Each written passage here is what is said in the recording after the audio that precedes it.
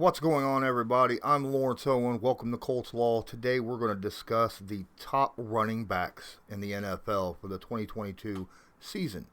And before we get started, I just want to say, first off, these are predictions for myself, who I think is going to have the best years in this upcoming season.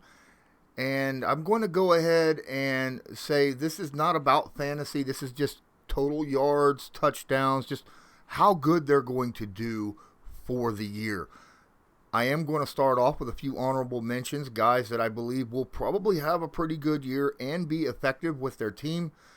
They just won't be in that high-tier, high-end category, in my opinion. Guys like Saquon Barkley, who are, as long as he can stay healthy, I think he's a phenomenal athlete. I think he'll do very well. Same with Ezekiel Elliott, another guy who I think, is talented, but, he's splitting carries as of late and has kind of fallen off since his first few years in the NFL. Other guys that I think are going to have a really good season, guys like Javonte Williams over in Denver, very hard-nosed power runner who just really showed out last year when he was called upon. Other guys that I believe could do a very, very high-end job, someone like Antonio Gibson over in Washington. They're going to need to use play action quite a bit. In order to use play action, Gibson's going to be handed the rock quite enough. Obviously, Josh Jacobs over there with the amount of firepower that the Raiders have right now. Most defenses are going to be running out there with their, pass defense, using pass defense a lot more than what they have in the past, and that's going to allow Josh Jacobs to really get out there and do things more effectively than what he has the last 2 years. Now, obviously, there are guys that are left off here. Guys like Alvin Kamara. I'm leaving him off because you just don't know what he's going to be, suspension-wise, things of that nature. Joe Mixon, again, a guy I think is going to be probably near top 5 overall because everybody's going to be worried about that passing offense with Joe Burrow and all them wide receivers and the tight ends and stuff, right? So, absolutely. But really, to me, you got to look at who is going to command, who's going to be elite at their game, who is already elite and going to step forward. And that top 5 list is going to be really tough. Go look at guys like number 5 on my list, okay? Number 5 on my list is going to be Dalvin Cook. Okay, I think he's going to do a phenomenal job. Last year, he averaged 4.7 yards a carry. Okay, 4.7, had six touchdowns on the ground. He was also very effective in the passing game. I think this year he'll be even called upon even more. I think he's going to do a fantastic job. I expect him to get well over 1,200 yards rushing this year, being the fact that, that passing attack is just getting more and more effective as the years go on. People are more worried about having to defend guys like, Jefferson out there. So I have number 5, and that could be something, a bit of a shock to a lot of people, that Dalvin Cook is my number 5 guy. My number 4 guy is Najee Harris. Okay, I think Najee Harris, he was second in the NFL last year when it come to attempts. Dude had 307 attempts last year. Had 3.9 yards a carry. I think he's going to I think he's still going to get a ton of carries because of the fact that you don't know how good the quarterback is going to be there, right? You got a guy who may or, who's been in the NFL but hasn't proven to be, a top-notch quarterback. And then you got a rookie. So you don't know. But Najee Harris does have hopefully a better offensive line in front of him. So I think he's going to increase that 3.9 yards per carry. If he can get anywhere between the 4.2 and 4.5 yards per carry, Najee Harris is going to have himself a fantastic season. Number 3 on my list.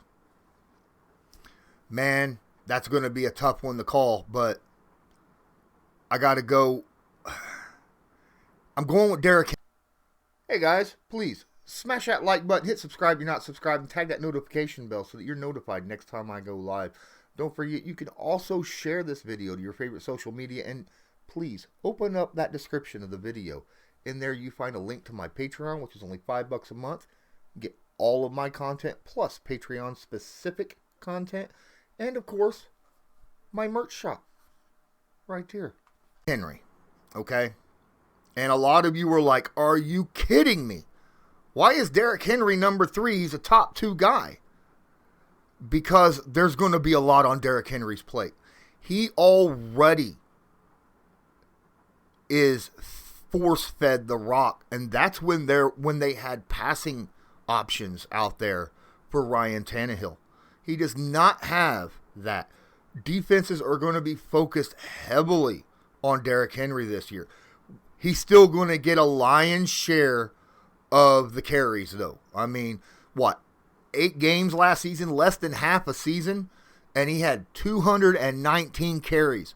Had he kept on that pace, he'd have had about 460 carries in a season. Are you kidding me? Now, the reason I got him number 3 is last year, he averaged 4.3 yards a carry, okay? Plus, he got hurt because of how much he had to carry. Their defenses are going to focus on him even more. I don't think he's going to be able to increase that 4.3 yards a carry. Is there going to be times when he's going to bowl over tacklers? Absolutely. I mean, that's Derrick Henry. He's a massive human being that no one really wants to get in the face and tackle, okay? But I still believe that Derrick Henry is going to get plenty of carries. And this is if he stays healthy all season. He may have, if he stays healthy the entire year, I wouldn't be surprised if he pushes 400 carries for the season. All right. And when you carry the ball that much, defenses are just going to focus in on you that much more. I don't expect him to break.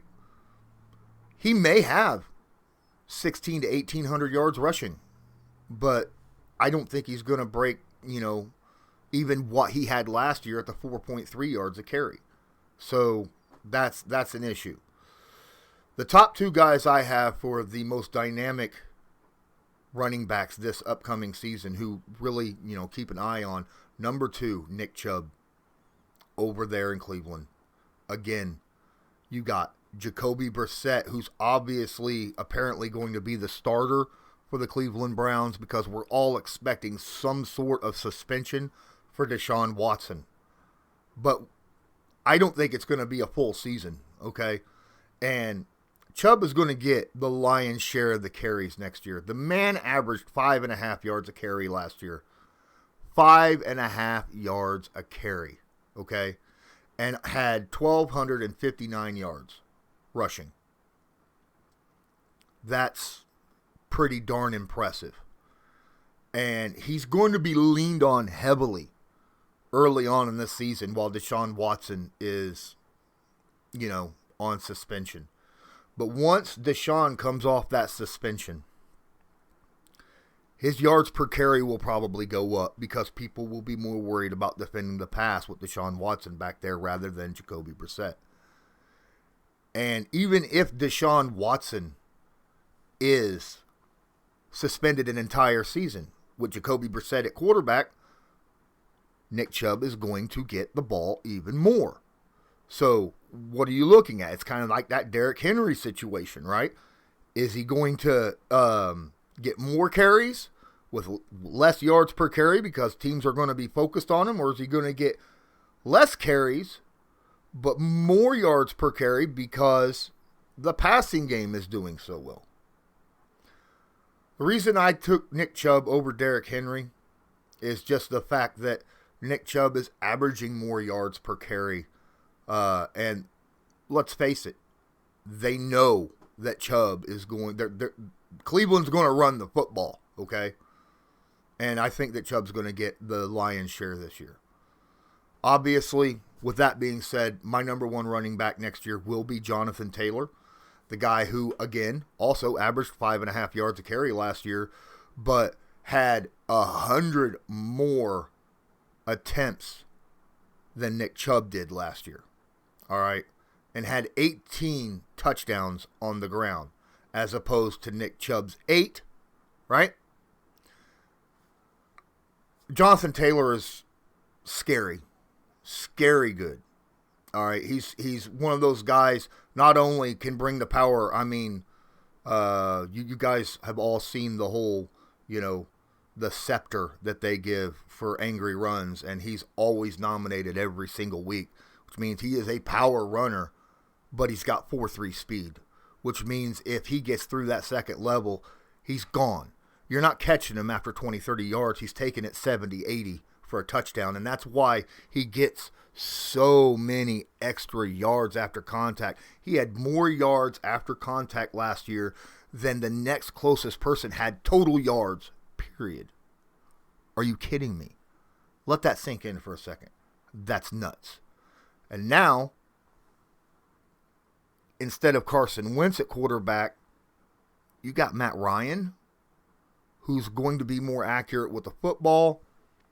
I think the passing game will be a little bit more effective, which means less loaded boxes, which means Jonathan Taylor's going to have even more explosive runs than what he had last year.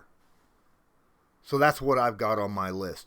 Let me know what you think of my list and who your top 5 running backs for this upcoming 2022 NFL season is. Let me know that in the comments. And until next time, I'm Lawrence Owen. This is Colts Law, and as usual, have a good one.